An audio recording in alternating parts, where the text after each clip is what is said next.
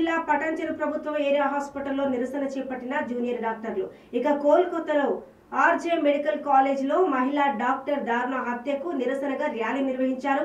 ఈ కార్యక్రమంలో ప్రభుత్వ ఆసుపత్రి ఆర్ఎంఓ ప్రవీణ మాట్లాడుతూ నిందితులను వెంటనే అరెస్టు చేసి కఠినంగా శిక్షించాలని, బాధితురాలికి ఆమె కుటుంబానికి న్యాయం చేయాలని డిమాండ్ చేశారు. వైద్య నిపుణులకు ముఖ్యంగా మహిళలకు భద్రత కల్పించేందుకు ప్రభుత్వం కఠిన చర్యలు తీసుకోవాలని కోరారు. ఇలాంటి ఘటనలు ఇలాగే కొనసాగితే సురక్షితమైన వాతావరణంలో పనిచేయడం కష్టమవుతుందని తెలిపారు.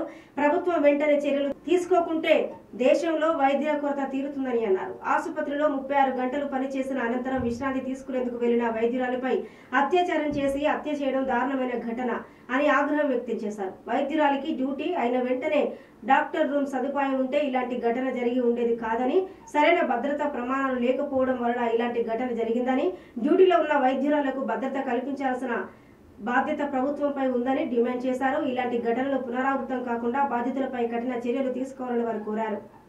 అందరు మహిళా సంఘాలు కూడా దీనికి స్పందించాలని కోరుతున్నాము. ఉద్యోగ సంఘాలు, టీచర్స్ సంఘాలు, మిగతా రెవెన్యూ సంఘాల్లో ఉన్న మహిళ అందరూ దీన్ని స్పందించి దీన్ని ఖండించాలని కోరుకుంటున్నాము. మాకు వాళ్ళ సపోర్ట్ కావాలి. ఏ మహిళకు ఇట్లాంటి అన్యాయం ఇంకా ప్రపంచంలో ఇంకెప్పుడు ఎవరు చేసినా చాలా భయపడాలి. వాళ్ళకి కఠినంగా శిక్షించి ఇంకా మహిళ అంటే వాళ్ళ జోలికి వెళ్ళొద్దు అనే భయంకరంగా వాళ్ళ ఆలోచన మార్పు రావాలి. మహిళలకు గౌరవం ఇవ్వాలి. ఇంటి నుంచి అడుగు పెడితే ఇంటికి వచ్చేంత వరకు వాళ్ళకి ఎటువంటి సంఘటన జరగవద్దు. ఫ్యూచర్లో ప్రతి మహిళకు గౌరవం ఇచ్చి ప్రతి అడుగున వాళ్ళకి సేఫ్టీ మెజర్స్ ఉంటాయి. మహిళను ఏ చేసినా కఠినంగా శిక్షిస్తారనే భయం వాళ్ళకి కలగాలని ఈ ఘటనతో గవర్నమెంట్ స్పందించి. ఏరియా హాస్పిటల్ పటాన్చెరు నుంచి ఆర్ఎంఓని డాక్టర్ ప్రవీణ్ మాట్లాడుతున్నాను. ఈరోజు ఇక్కడ అందరూ ధర్నా చేయడానికి ఒక 5 నిమిషాలు మాత్రమే ఎందుకు కేటాయిస్తున్నామంటే, ఆగస్టు 9వ తారీఖున మమైతా దేబ్నాథ్ అనే పీజీ సెకండ్ ఇయర్ స్టూడెంట్ అమానుషంగా రేప్ చేయబడి మర్డర్ చేయబడింది.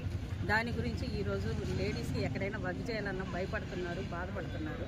ఆ కన్నా తల్లిదండ్రులు కూడా ఎంతో శోకం మిగులుతుంది. సో ఇది ఇప్పుడు మనం ఒక మహిళగా మనం దీన్ని తీసుకోవాలి. కానీ ఒక డాక్టర్కి జరిగింది కాబట్టి డాక్టర్లే పోరాడాలనేది లేదు.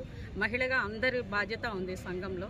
కాబట్టి అందరూ ఏకమై ఇప్పుడు మనం ఏదైనా ఒక స్టెప్ తీసుకోగలిగితే ముందు కూడా మహిళలు రక్షణగా ఎక్కడ, అది హాస్పిటల్ అనే కాదు, ఏ ఆఫీసులో అయినా కూడా వాళ్ళకి సేఫ్టీగా వర్క్ చేసే సదుపాయాన్ని గవర్నమెంట్ కలిగించాలని చూస్తున్నారు.